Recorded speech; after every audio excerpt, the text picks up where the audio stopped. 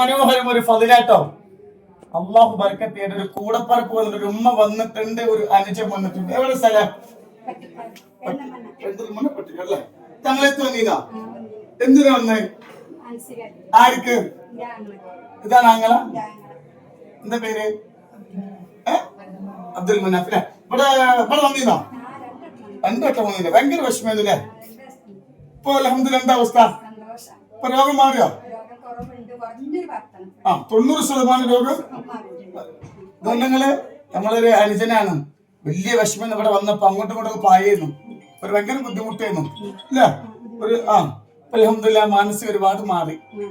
അള്ളാഹു ബർക്കത്ത്. ഇപ്പൊ അവർക്ക് ജോലി ചെയ്യണം അങ്ങനത്തെ ചിന്ത ഉണ്ടായിരുന്നില്ല. അപ്പൊ ജോലി ചെയ്യാനുള്ള കൽബൊക്കെ അവർക്ക് വന്നു. മനസ്സിലായല്ലേ?